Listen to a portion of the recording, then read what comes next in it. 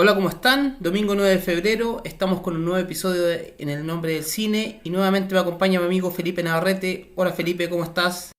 Hola Roberto, ¿bien y tú? Bien, todo bien. Ya estamos empezando a vivir las semanas decisivas antes de los premios Oscar. Siguen llegando los estrenos de las nominadas y esta semana no es la excepción. Así que vamos a arrancar con Cónclave. Película dirigida por Edward Berger, protagonizada por Ralph Fiennes, Stanley Tucci, John Lithgow e Isabella Rossellini. Esta película trata sobre la muerte del Papa y cómo el Colegio de Cardenales, encabezado por Thomas Lawrence, interpretado por Ralph Fiennes, se reúne en un cónclave para elegir a su sucesor. Esta película trata acerca de todos los vericuetos y vicisitudes que se viven a la interna del Vaticano, especialmente en las negociaciones para elegir al sucesor del Papa, y cómo este evento se vincula con todo lo que sucede en el mundo. Felipe, cuéntame tu impresión sobre Cónclave para empezar este programa. Eh, claro, la película parte de esta premisa, ¿cierto? De, en el fondo analizar o mostrarnos cómo son las intrigas del Vaticano, que es un asunto que no, la verdad es que ha sido bien poco abordado. Esta cinta, el guión, digamos, no es original, es un guión adaptado de un libro. Y para no hacer spoiler, digamos, de la parte final de la película, sí tiene una diferencia fundamental con respecto al libro que explica, entre otras cosas, un episodio bien particular que ocurre durante esta elección que tiene que guarda relación con una bomba, con algunos sucesos que ocurren fuera del lugar donde se está llevando a cabo la elección. Eh, entonces, me imagino yo, para no sorprender de cierta manera a la gente que estaba familiarizada con el libro, la película opta por un giro sobre el final, que a mi juicio es bien discutible, eh, y que a mi modo de ver, digamos, supone lo más débil de la película. Es decir, hasta antes de eso, hasta antes del giro final, funciona bastante bien como una película de intriga, sin duda haciendo abstracción de eh, de todo lo que está uno un poco familiarizado con este tema, pero asumiendo, digamos, metiéndose en la película, asumiendo la premisa, funciona desde esa perspectiva, como digo, obviando todas las circunstancias que eh, pudieran ser no precisas, no ajustadas a la realidad. Eh, Sin embargo, a mí al final se me desarma un poco. No sé qué opinas tú.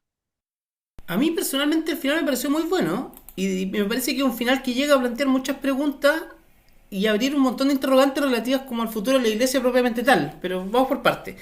En un principio me parece que la película refleja bien lo que debe ser, porque convengamos que la intriga al interior del Vaticano no es algo de lo que se sepa mucho por razones evidentes, pero a aquellos que nos gusta la política y que nos gustan los espacios chicos, la cocina, como decimos acá en Chile, da la impresión que la película logra reflejar eso, porque en ese sentido la película me pareció sumamente entretenida, porque logró reflejar, como yo me imagino que pueden ser esa dinámica al interior del Vaticano. Desde luego, pero lo hace as- a- a- pagando el costo, digamos, de simplificar demasiado los bandos y en este caso las decisiones, ¿cierto? Escinde muy claramente en este cónclave, en la elección del próximo papa, eh, que existen dos bandos, los liberales y los conservadores, básicamente, y que en esto se juega, obviamente la película toma bandera por uno, y en esto se juega el futuro de la iglesia. Como ya lo hemos dicho antes, puede ser una sobresimplificación del tema y de lo que se discute, de lo que ocurre al interior de este cónclave, eh, pero dramáticamente funciona. eh, las actuaciones están muy bien, digamos, el suspenso se mantiene a lo largo de la película, eh, pero a mí el final, más que plantearme dudas, me parece que está demasiado sacado de la chistera, ¿cierto? Es un truco finalmente y esa cuestión a mí por lo general no es algo, me causa cierto rechazo. Pero, en fin, si la película dura casi 2 horas, para una temática como esta, es bastante. La verdad es que por 90 minutos por lo menos me mantuvo eh, bien atento. Claro, a mí me pareció que en algún momento la película podía derrapar, sobre todo cuando ocurren ciertos eventos traumáticos de corte internacional. Da la impresión de que la película se podía ir por un derrotero bastante fantasioso o al menos obvio. Ahora, claro, es menester decir que el final de la película tiene un giro sumamente inesperado, pero yo lo entiendo como un simbolismo de los nuevos tiempos. Entiendo que la película juega con cierta imaginería, con la aparición de estas monjas que en un principio son absolutamente silentes y que en algún momento empiezan a tomar cierto protagonismo. La temática que toca al final es una temática nueva de apertura del clero a ciertas cuestiones que son propias de este siglo y que no responden a la historia del Vaticano. En ese sentido siento que la película logra manifestar esta voluntad de alcanzar estos nuevos espacios. Entiendo que el final puede ser un poco inesperado. Ahora, yo lo encontré entretenido, igual para gustos colores, pero siento que es un final que de alguna manera tiene correlación con los tiempos actuales y creo que eso no es menor. ¿Qué opinas de Claro, la... pero ahí, ¿cuál es el límite entre la voluntad y el voluntarismo, ¿cierto? Si eso es lo que finalmente separa la obra como tal, que uno la puede entender en su mérito, ¿cierto? Asumiendo todas estas premisas que probablemente sean una simplificación del tema, y en esa perspectiva como estrictamente dramática, me, puede funcionar, me funciona. Eh, pero si yo realmente hago un ejercicio de lo que pretende la película, así como generar un mayor debate o generar incluso un cambio al interior del Vaticano, ya traspasa la línea hacia el voluntarismo y en ese caso es bien difícil tragársela. Claro, probablemente la película apunta más alto de lo que pueda llegar, considerando que es solo una producción cinematográfica, y en ese sentido, claro, plantearse estas preguntas puede ser un punto de partida. Pero considerando que son espacios tan cerrados como el Vaticano, cuesta pensar que se vaya a producir un cambio más o menos permanente, pero me parece que podemos disentir respecto al final, pero en general yo diría que es una buena película. No sé cómo la evaluáis en el aspecto coral de la misma. O sea, a mí me pareció que es una muy buena película. Me parece que la actuación de Ralph Fiennes es muy buena. Me parece que es una actuación que, considerando el tipo de personajes que hace, logra mostrar muy bien todas las virtudes del actor, aunque después vamos a conversar a que probablemente tiene muy pocas posibilidades de ganar el Oscar. No sé qué te pareció Ralph Fiennes, en general la película, el audiovisual me pareció que tiene algunos encuadres muy bonitos y en términos de color la encontré muy bonita, muy bonita de ver.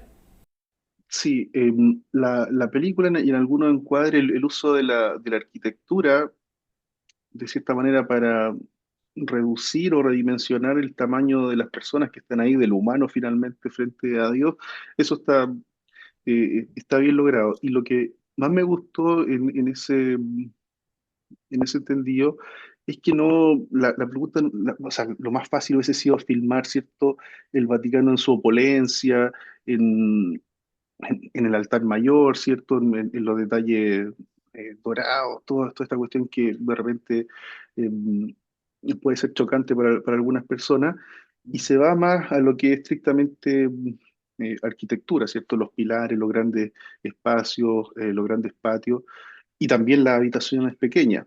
Entonces, esa utilización, ese recurso, me gustó porque no se fue a lo fácil en el entendido de que no filmó las cruces, por así decirlo, um, eh, y trata de hacer algún juego más entretenido básicamente con la redimensión de las personas y en el entorno en el que están. Y en cuanto a las actuaciones, sin duda es una película de actuaciones, o sea, en eso se basa, y creo que el gran mérito del protagonista es que finalmente el personaje es el latero de la película, o sea, el que tiene que poner orden, es la persona menos ambiciosa dentro de todo, y aún así logra darle un peso dramático importante. No era una tarea fácil, y yo creo que no he visto obviamente todavía el Brutalista, pero eh, y tampoco mm, la de Timothée Chalamet, La de Bob pero Dylan. la de Bob Dylan, claro. Pero me parece que una muy buena actuación. Respecto a las nominaciones que tiene Conclave, estoy leyendo aquí y está nominada a Mejor Película, Mejor Actor Principal, Mejor Actriz de Reparto, Isabella Rossellini, guión adaptado, montaje, banda sonora, diseño de producción y vestuario. Da la impresión que va a estar complicado que pueda llevarse alguna estatuilla en las categorías principales y quizás en las más secundarias podría llevarse algo esa noche. Da la impresión de que, claro, en las categorías técnicas podría tener alguna chance, pero la verdad es que Duna, por ejemplo, que fue totalmente subestimado, pasaba por encima en las categorías principales, debiera ser de cierta manera compensada y tiene los argumentos para hacerlo en las categorías técnicas. Entonces yo creo que la tiene bien difícil. Isabela Rossellini está en una competencia difícil también. Eh, sí, es probable que se vaya con la mano vacía, eh, porque no sobresale específicamente en ningún ámbito salvo la actuación de Ralph Fiennes, pero eh, creo que hay otras actuaciones que son más típicas de Oscar. Bueno, queda ver lo que hace Adrien Brody en El Brutalista, pero todo lleva a pensar que hay pocas posibilidades de que no se quede con esa estatuilla, sobre todo considerando el argumento, la presentación de la película, o sea, te hace pensar que es como la típica actuación que gusta y encanta a la academia. Y la de Timothée Chalamet yo no la descartaría porque también pasa por esto de la caracterización, que muchas veces esta categoría se inclina más por las caracterizaciones de personaje, por recrear un personaje, por lo más típico, digamos, lo de Freddie Mercury hace un par de años, y no necesariamente por lo que significa una actuación. Entonces, yo no descartaría a Chalamet en ese sentido. Sí, sí, sí. Timothée Chalamet podría dar el golpe a la cátedra, pero la verdad es que se ve bastante difícil que alguien le arrebate esa estatuilla a Adrien Brody. ¿Algún comentario para ir cerrando conclave, Felipe? No, solamente hacer la observación de que, en fin, el director Edward Berger estuvo hace algunos años también nominado por, eh, eh, ¿cómo se llama esta película bélica? Si no en el frente. eh, y a propósito, digamos, de lo que comentamos la semana pasada sobre los temas de apropiación cultural, en fin, de Emilia Pérez. Bueno, aquí también queda claro que la apropiación cultural no es solamente respecto de Europa hacia los latinos. Acá tenemos un alemán hablando de temas, probablemente uno de los países que ha contribuido más con algunos de los sismas más importantes de la iglesia, eh, Claro. metiendo la colita pretendiendo un nuevo sisma, ¿cierto? Entonces, en fin, es solamente mencionar eso, que no nos quedemos con esta idea un poco pueblerina de pensar que la apropiación cultural siempre es respecto a nosotros. Creo que esto sea en distintos ámbitos. Bien, también hemos seguido revisando las películas que están nominadas a Mejor Película Internacional y vengo llegando. Hace pocos minutos terminé de ver Aún estoy aquí, película brasileña dirigida por Walter Salles. Bueno, Walter Salles es conocido principalmente por Estación Central y Diarios de Motocicleta, película que justamente filmó alguna escena acá en Temuco. En este caso, esta película está protagonizada por Fernanda Torres y Fernanda Montenegro. Bueno, hay que decir que Fernanda Montenegro estuvo nominada al Oscar a Mejor Actriz justamente por su rol en Estación Central, película que curiosamente perdió el Oscar a Mejor Película Extranjera con una de las películas más sobrevaloradas de la historia del cine, que es La vida es bella. Algún día vamos a hablar de eso.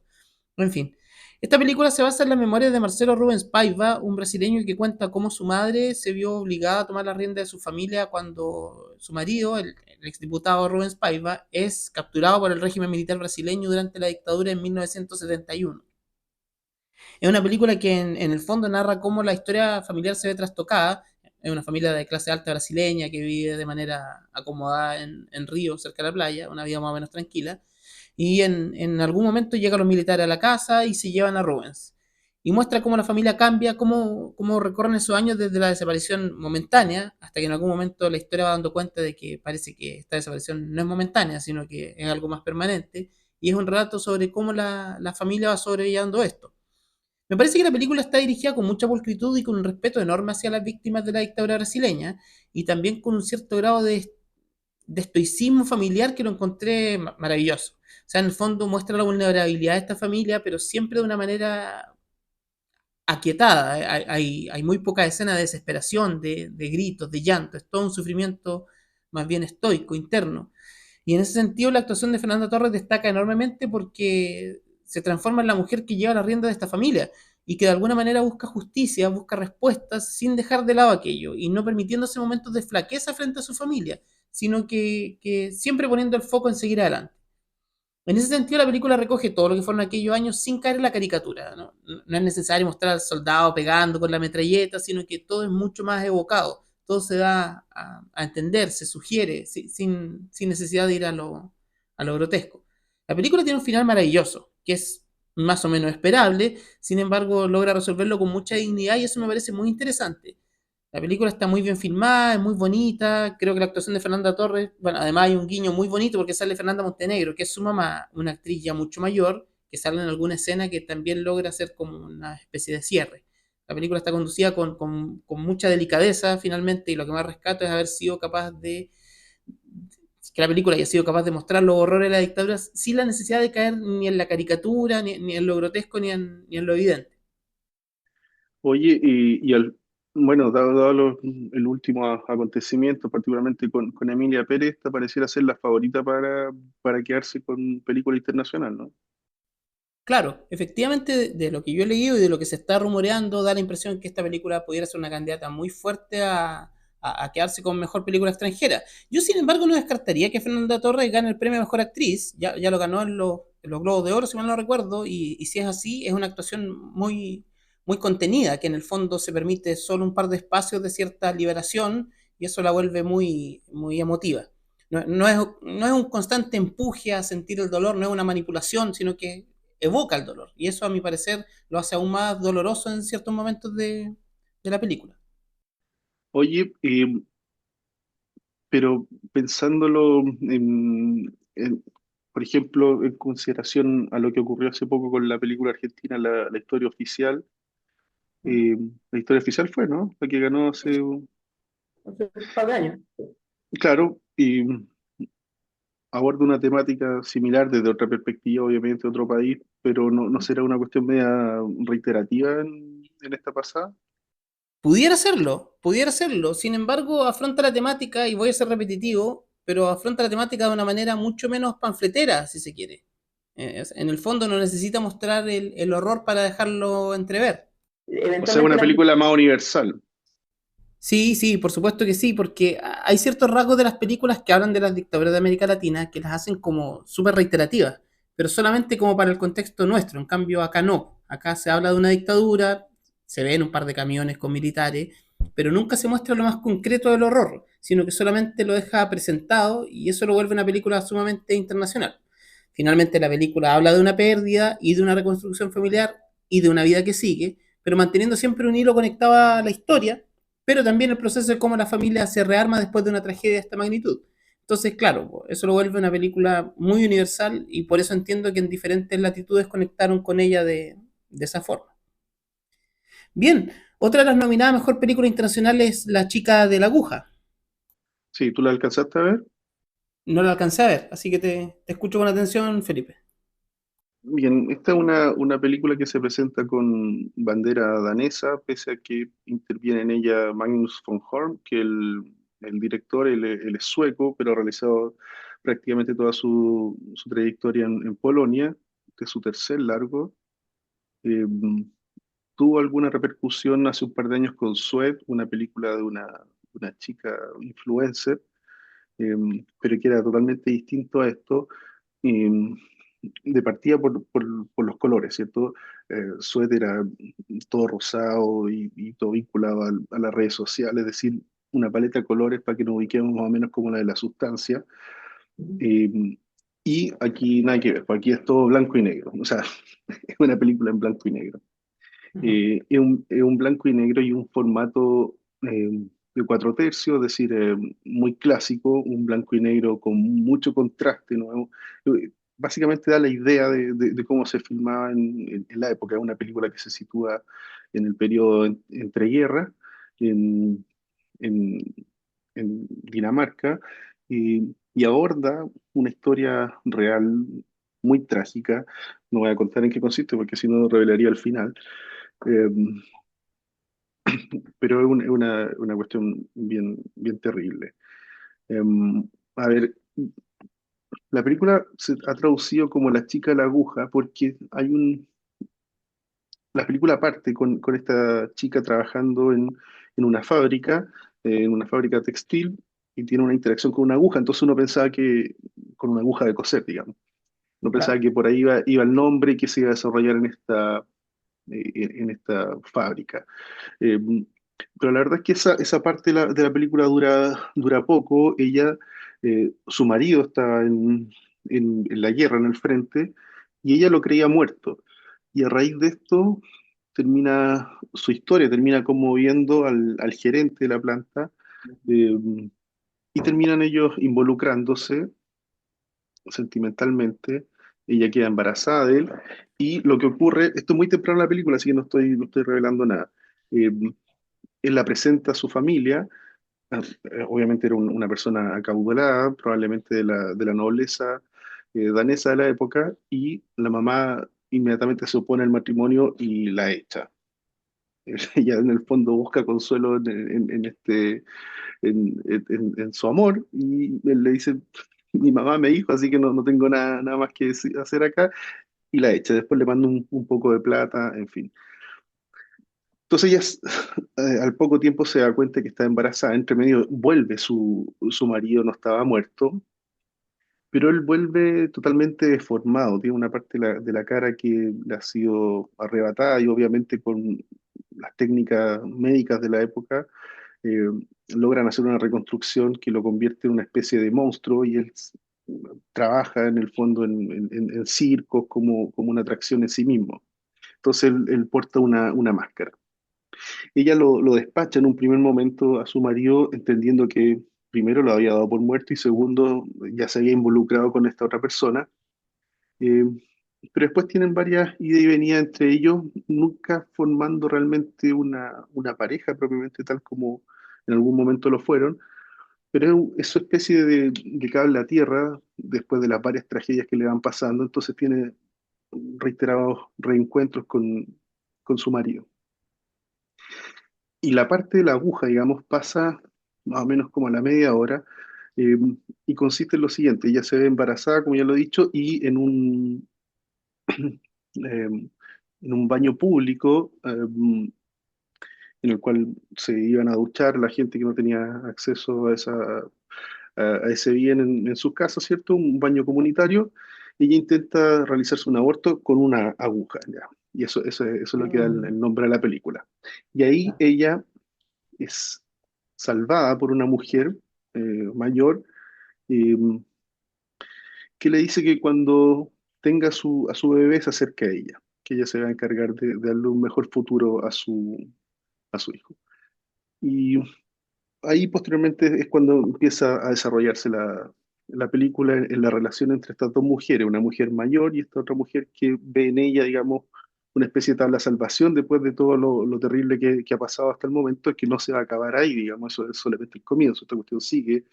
eh, y es la relación que se forma entre ellas dos, y, y la historia real que hay detrás hace referencia justamente a esta mujer mayor, que está dedicada básicamente a recibir bebés, de muchachas pobres de esa época, y tratar de encontrarles un mejor hogar, Ujú.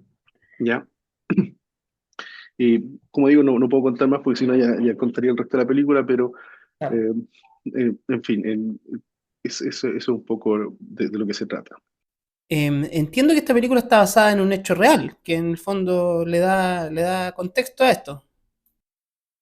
Eso, claro, eso es lo que me refería. La persona real sobre la cual se basa la película es la mujer mayor, no la protagonista, la que da nombre a la película. Perfecto. Esta mujer mayor que se dedicaba a encontrarle un mejor futuro a estos bebés. Ahora, siempre el cine escandinavo goza de buena salud, afortunadamente, y no desde este año ni del año anterior. Esta película responde como a ciertos estándares de las producciones de aquellos lados, que yo sé que a ti te gustan harto. Sí, como te decía, la película está filmada en un blanco y negro con alto contraste, en una relación de 4/3, que no es usual. Normalmente en la actualidad todas las películas ya ocupan una relación de por lo menos 16/9, es decir, más alargada. Eh, Esto es un poquito más que 4/3, no alcanza a ser cuadrado, pero se parece más al estándar típico de la academia. Y como decía, en un blanco y negro bien contrastado, a diferencia, por ejemplo, de Roma, que tiene un blanco y negro eh, Sí, sí que se con nota que... con mucho más rango dinámico. Acá no, las sombras, las luces está todo apretadito. Oye, Técnicamente la película está impecable, la fotografía es preciosa, en fin.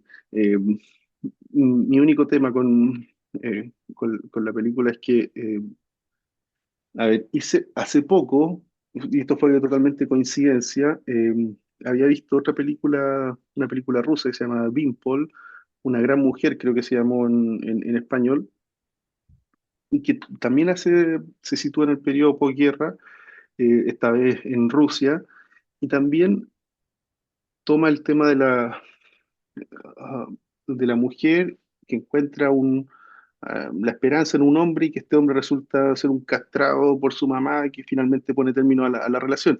Y me acordé a propósito de esas dos películas, de una tercera película que también está en este año, que es Anora, y también de cierta manera también tiene algo de eso, ¿cierto?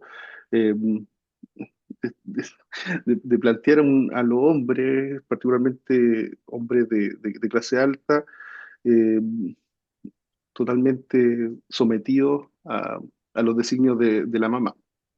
Eh, entonces esa solución me pareció repetitiva, puede haber sido coincidencia con que vi esta otra película y también estaba Nora. Y lo otro es esta, este recurso, que en realidad es una falta de recurso, de recurrir siempre a la muerte como una solución de los problemas. Yo entiendo que esta es una época sombría.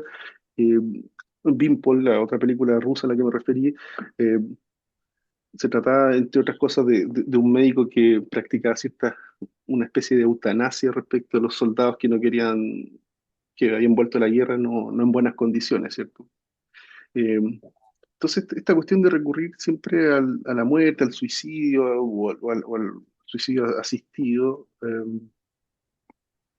no sé, como recurso de resolución de problemas me parece que es un poco inmaduro.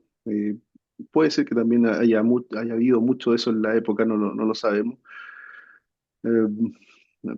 Pero creo yo que lo que ha hecho progresar y, entre otras cosas, salir de esa época terrible, eh, ha sido darle otra vuelta a las cosas. Entonces, esa solución de problemas, como cortar el tema de raíz y recurrir rápidamente a la muerte, me parece que, no sé, es un recurso, por lo menos dramático, que ya no me resulta atractivo.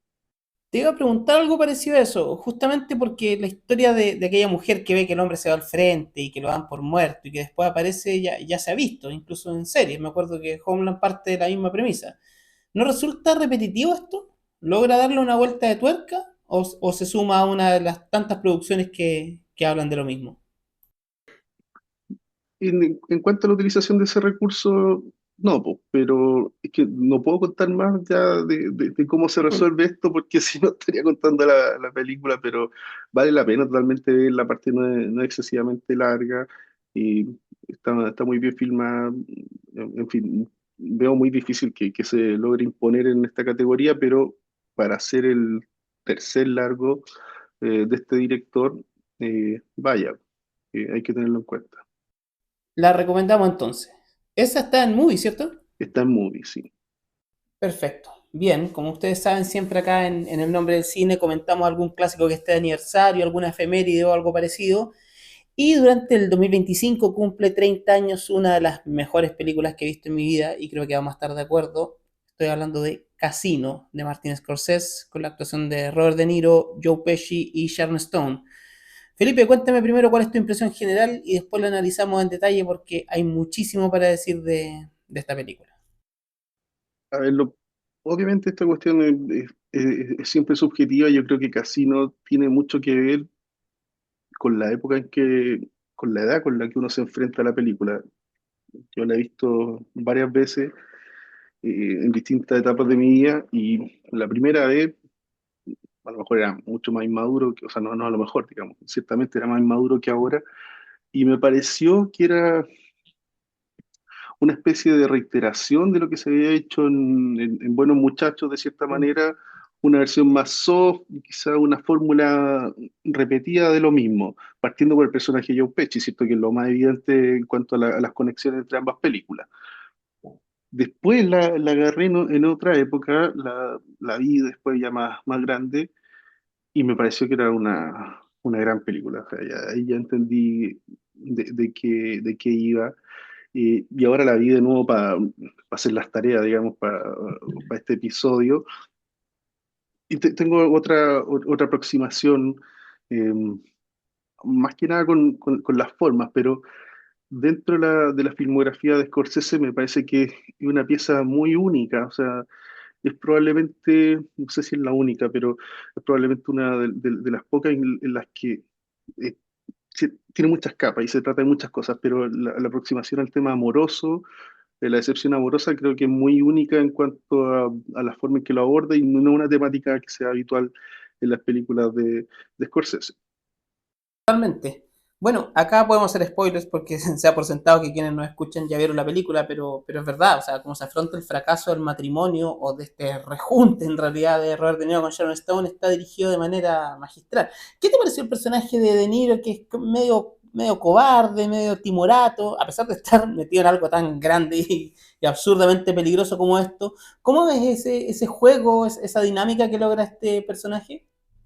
No, De a mí Sam. me parece que es de lo mejor de Niro, no en cuanto a quizás como una actuación rimbombante, pero sí en cuanto a a la presencia y ah, como su interior. O sea, es una película introspectiva desde esa perspectiva. Eh, el personaje de Niro es fascinante porque finalmente se trata de un gallo que encuentra su lugar en el mundo, un gallo que había sido un vividor, un apostador, y lo ponen en la mitad de esto, digamos, de lo que era de lo que él había hecho su oficio para que lo profesionalice, y se lo toma tan en serio eh, que en definitiva nunca llega a disfrutar ese cargo en el que está y vive preocupado de las pequeñas cosas, ¿cierto? Él llega a ser el gerente en los hechos y en el día a día de un casino, implementa algunas cuestiones que van a trascender en los casinos, como por ejemplo las pantallas para seguir los partidos, ¿cierto? Los eventos deportivos. Eh, entonces está metido en el día a día eh, y en el micromanagement, en la cosa chica, se involucra tanto que finalmente, pese a estar en su salsa, en su esencia, nunca llega a ser feliz. Y esa parte de su actuación yo creo que es lo más logrado. Me Sí, gusta mucho sí, más este de Niro que el otro histriónico, digamos. claro, parece estar como incapacitado para ser feliz y de alguna manera el cuestionamiento que se hace el personaje es muy pragmático. Es muy también en función de no dejar de hacer nunca lo que tiene que hacer, de nunca dejar de lado su rol. Entonces, claro, pues esto también le añade como una capa distinta al personaje, que a mí por lo menos me atrapa totalmente. Y por eso es una película que he visto tantas veces y que disfruto tanto partiendo de ese personaje, que en teoría debería ser de los personajes menos interesantes, digo en teoría porque no estoy de acuerdo con eso, porque muestra menos rango del inmenso rango que tiene Robert De Niro. No, claro, pero es absurdo que se produce de una persona que está en, en el lugar del mundo donde le corresponde, donde él debiera ser más feliz, donde es más capaz, y a su vez resulta incapaz de hacerlo y se autosabotea, digamos, tomando dos decisiones, digamos, que le terminan costando no la vida, pero la vida como él la imaginaba. Eh, Claro. yo creo que esa cuestión está muy bien. Sí, está muy bien. Bueno, otro personaje importante en esta película es el de Sharon Stone, y hay que decir, para contextualizar un poco, que Sharon Stone venía precedida de una fama monstruosa en aquellos años, pero en roles muy distintos a este. O sea, Sharon Stone del salto a la primera plana, se podría decir, con Bajo Instinto, después hace Sliver, que es una película menor, pero que le trajo mucha fama, particularmente por las escenas de desnudos que hacía, y después hace El Especialista, una película malísima con Sylvester Stallone, pero siempre, claro, está como tocando la misma tecla. Y claro, es una decisión curiosa la que se da en ese momento, cuando Martin Scorsese la recluta para esta película, y me acuerdo que incluso en la época causó cierto escozor, decir, ¿por qué un director de este calado decide optar por una actriz como ella? Y yo creo que el personaje también muestra, sorpresivamente, un recorrido súper interesante dentro de la película en general. No, por supuesto, sí. El único pero que yo tengo acá con Sharon Stone es que, claro, en ese momento era probablemente una de las mujeres más deseadas del mundo, más admirada en cuanto a su belleza. Entonces, era fácil situarla en este papel de de la chica que logra enamorar o a la cual no se puede resistir De Niro. Pero siento yo que, y esto no es culpa de ella, digamos, eh, siento yo que no está filmada con tanto cariño. Eh, me voy, por ejemplo, al caso del mismo Scorsese filmando a Margot Robbie en, El lobo de Wall Street. en el Lobo de Wall Street, cuando ella era evidentemente desconocida, a diferencia de lo que era Sharon Stone en su momento, pero me pasa con Margot Robbie que después de esa película yo nunca la he visto a ella estar tan atractiva en pantalla como logra hacerlo digamos, filmada por Scorsese. Y no me pasa lo mismo con Sharon Stone. Entonces, yo creo que está maltratada. Claro, está muy exacerbado el tema de su adicción, de su personalidad, pero en ningún momento, o sea, sin duda una mujer bella, pero en ningún momento me cae la teja para entender por qué Robert De Niro, el personaje de Robert De Niro, pierde la cabeza por ella o los otros hombres pierden la cabeza por ella. Yo lo asumo, pero tengo que hacer una abstracción, que no lo veo en pantalla. Tengo que hacer un salto de fe. Probablemente la única escena en la que la belleza de Sharon Stone se presenta como universal es cuando De Niro la conoce, que es cuando la ve jugando, tirando los dados, etcétera. Pero de ahí en más es como una caída permanente de su personaje hacia el abismo de la droga, del fracaso y del no poder salir de su origen.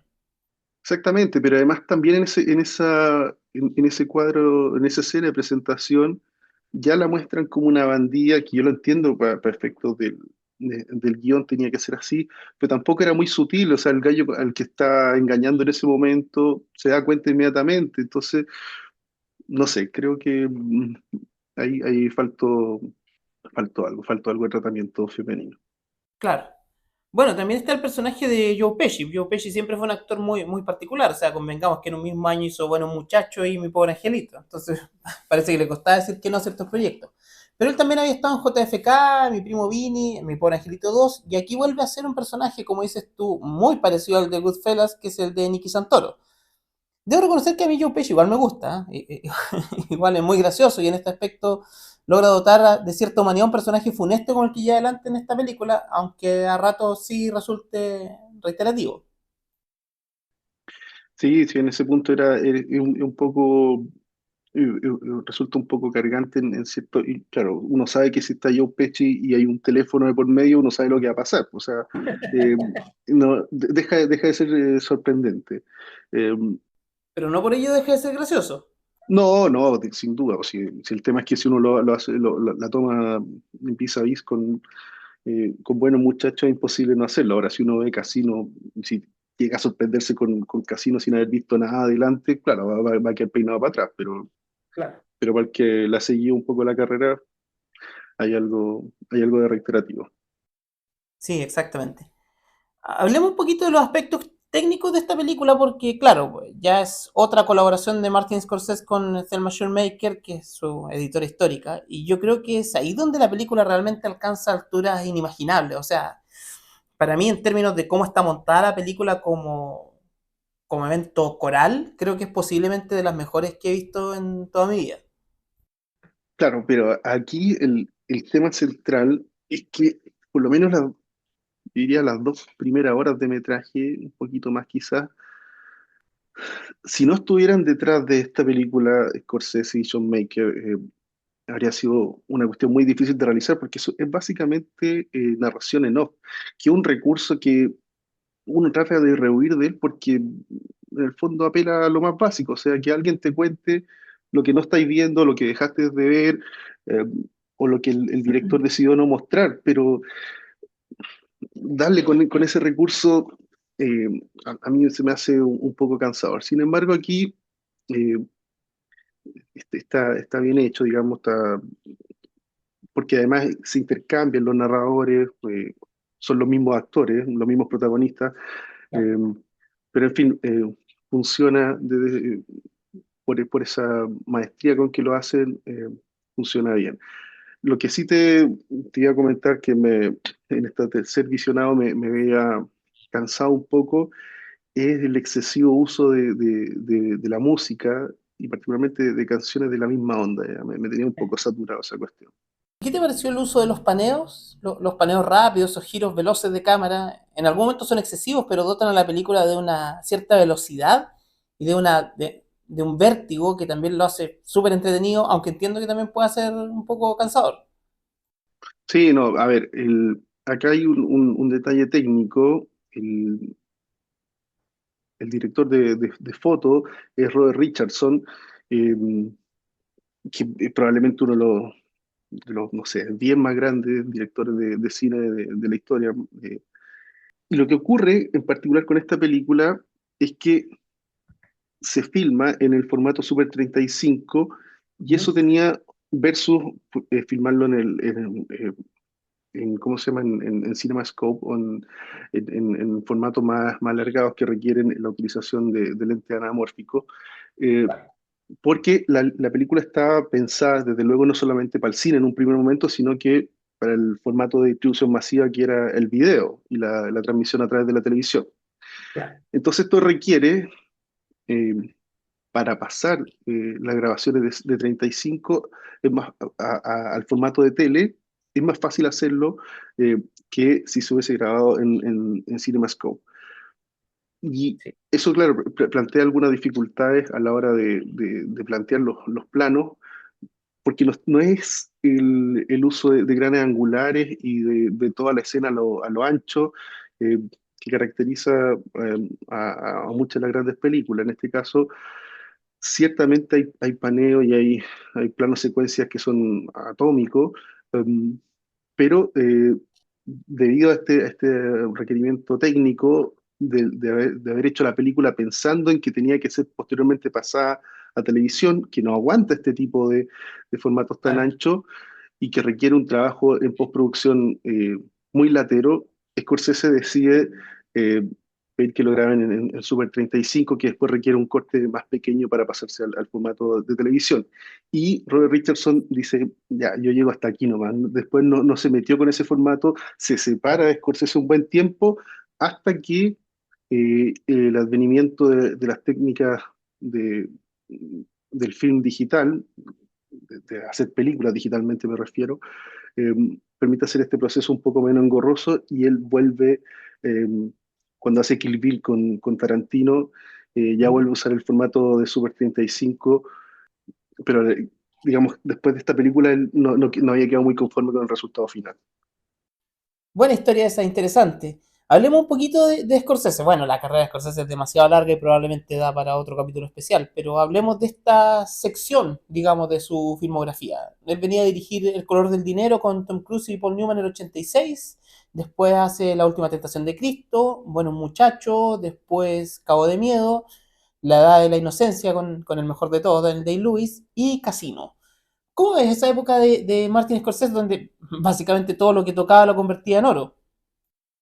Es probablemente la época de Scorsese más diversa, porque si uno hiciera una separación más o menos gruesa de las películas de Scorsese, hay dos grandes temas, ¿cierto? Están las películas de ascenso y caída, eh, Ujú. Toro Salvaje, El Lobo de Wall Street, Buenos Muchachos, de cierta manera El Aviador, pero es una historia real. Eh, y por otra parte están las películas que apelan a su lado más católico y particularmente con temáticas de culpa, no necesariamente religiosas, películas obviamente están dentro de este saco, La última tentación de Cristo, Silencio, Kundun, eh, pero ya, por ejemplo, en Calles Peligrosas, en Main Street, también está este tema católico, sus raíces, eh, y particularmente el tema de la culpa en la religión. Y Casino es un bicho raro, o sea, no hay nada de esto. Es un, Claro. es un espécimen, uno sabría cómo encasillarla.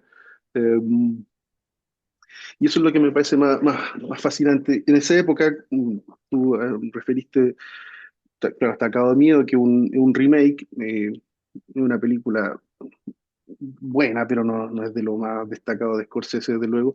La edad de la inocencia, que es también probablemente el otro bicho raro de su carrera, eh, que amaba y odiaba. Eh, y El color del dinero, claro que una secuela, probablemente una película menor, no deja de ser interesante, pero claro, dentro de ese abanico de películas, eh, se sale un poco de esta norma de los dos grandes temas de la carrera de Scorsese, y creo yo, sacando a buenos muchachos, que Casino eh, es probablemente la mejor película de esa época, de esa segunda época de Scorsese, que lo toma o que lo encuentra con cierta edad, ¿cierto? Scorsese termina de hacer Casino cuando tenía un poquito más de 52, 53 años. Entonces, es una edad de madurez y se nota en la película. Sin duda. Casino fue una película que no tuvo un recibimiento particularmente bueno por parte de la crítica en esos tiempos. Sin embargo, ha envejecido y se ha convertido en un clásico. O sea, es como algo parecido a lo que pasó con El Resplandor en su momento. Ahora, claro, verla ya con 41 años, qué sé yo, cambia un poco y comparto plenamente lo que dices tú. Sin embargo, a mí me sigue pareciendo un punto altísimo en la carrera de Scorsese. Tú, Felipe, ¿en qué lugar lo ubicarías en este ranking ficticio de lo que ha hecho Marty? No sé, pero por lo menos, si no está en el 3, en el 5 seguro. Top 5 seguro. O sea, A ver, dale con un top 5 así a la rabia, sin pensarlo mucho. Silencio, Casino, Buenos Muchachos. Ese sería mi top 3. No está Taxi Driver ni Toro Salvaje, que es lo que podría ser una sorpresa. Es que sí, yo he revisitado la primera época de Scorsese, que es como menos pulcra, más directa, más cruda. eh, y yo creo que es una época fílmica más hija de su tiempo. Habría que estar en ciertas condiciones culturales, ¿cierto? Para apreciarlo en todo su esplendor. Desde luego son grandes películas y vista en retrospectiva siguen siendo. Toro Salvaje me parece que todavía aguanta de todas maneras, y seguramente una de las mayores actuaciones de Niro. eh, y Taxi Driver también, ¿para qué decir? Pero no se ven, digamos, un poco de otra época. Casino me No, parece que es un tema más universal. yo personalmente también gozo mucho más con la época intermedia y más reciente de Scorsese. O sea, para mí, no sé, Buenos Muchachos, Casino, Pandillas de Nueva York. Bueno, Pandillas de Nueva York para mí es un caso especial porque está Daniel Day-Lewis. Entonces igual, pero también me parece que, por ejemplo, no sé, El Lobo de Wall Street o The Departed son películas que quizás no alcanzan las cotas de universalidad de las otras, pero son películas muy entretenidas, muy fáciles de ver y llenas de detalles que enriquecen un montón la experiencia. O sea, insisto, The Departed debe ser una de las películas más entretenidas que he visto. No digo mejores. Es que, claro, de Departed será como lo que conversamos la vez pasada sobre Gonger. O sea, es una película que de Departed tú la podés ver en una cita, si la reestrena en el cine, la queréis ver al cine, si la agarráis en el bus, la veis en el bus, si la agarráis viajando. eh, Está lo mismo, ¿cachai? Es una película que la podéis ver siempre, la tomáis en cada momento y siempre te va a parecer entretenida. Hay otras que son más contemplativas y obviamente requieren otro estado de ánimo, pero sí, para ti, ¿cuáles son las que más te gustan? Pandilla de Nueva York. Me parece una película redonda. La actuación de Daniel Day-Lewis como Bill the Butcher es extraordinaria. Debió llevarse la estatuilla de mejor actor, pero no fue el caso. Y a mí también siento que es una película que es casi una comedia, pero el Lobo de Wall Street resiste varias visualizaciones. A mí me parece una película muy, muy graciosa. No, de todas maneras. Y sí, sí, pues bueno, fue la película que en cierta manera lo rescata después de algunos años que estuvo en otra, o sea, está haciendo, eh, Venía a ser Shutter Island y Hugo. claro, que está bien, si puede decir que son malas películas, pero le falta el nervio, ¿cierto? La grandiosidad del periodo noventero o fines de los 80, que es donde yo creo que más se despliega. ¿Sí? Sí, sí, estoy totalmente de acuerdo. Bien, Felipe, ¿algún comentario para ir cerrando? Este programa estuvo muy completo, pero te ofrezco el espacio para ir redondeando este episodio. Para de Casino, solamente la última reflexión es que, a diferencia, por ejemplo, de Buenos Muchachos, que si bien una película de mafia y esto también tiene algo de eso, en Buenos Muchachos uno entiende de cierta manera por qué estos patos malos resultan atractivos para los más jóvenes, o por qué una vida que uno pudiera perseguir, uno se encariña un poco con los personajes y te los presenta de una manera eh, que lo hace hasta cierto punto entrañable, pese a las fechorías y a todos los crímenes que cometen. En Casino no hay nada de eso, o sea, Casino es una película que lo pasáis mal todo el rato. em, el propio Robert De Niro no es incapaz de ser feliz, eh, cava su propia tumba, primero clavando su ojo en esta chica y a sabiendo, digamos, de todo lo que hay detrás. Y ella se lo dice directamente, o sea, aquí no hay ningún engaño. Le dice, yo no te quiero de esa manera, se lo dice no una vez, sino varias veces, pero él persiste en ese error. Y, y el segundo, que es una tontera, quiere ir a echar a este gallo después de que, y después de, le van a pedir que lo reincorpore un tipo influyente en Nevada. Eh, entonces una persona que parecía tener todo bajo control, que estaba en su sitio, en su lugar en el mundo, lo pierde todo por estos dos caprichos. Entonces una película que finalmente tú no lográs enamorarte de los personajes. No. Son todos malos a final de cuentas. O no Yo malo, creo pero la Robert De, sí, claro, pero protagonista. Robert De Niro, por lo menos en pantalla, no comete ningún crimen o ningún crimen mayor, más allá de estar involucrado con la mafia, de ser amigo de Joe Pesci, pero no lo veía haciendo fechorías, ¿cachai?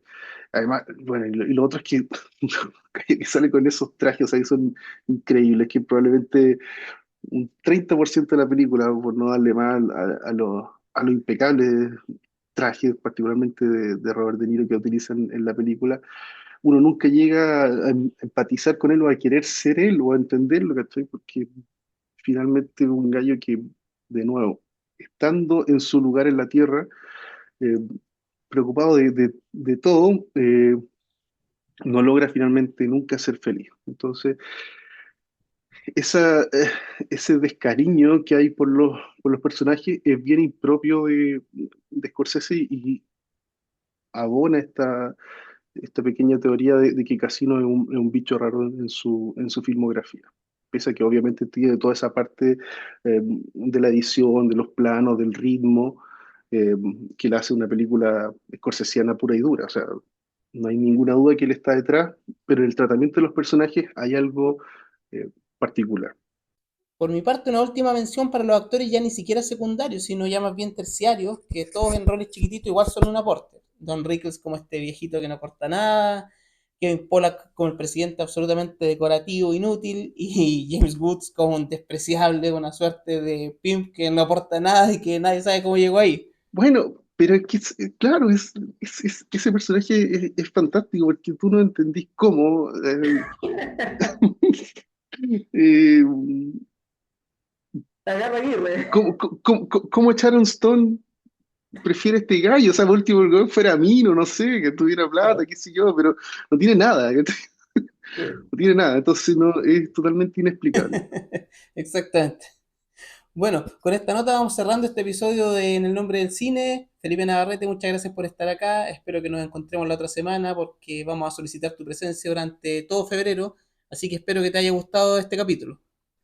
Sí, pues de todas maneras, nos vemos, Muchas gracias, que estén bien. Nos vemos. Chao, chao. nos vemos. Chao.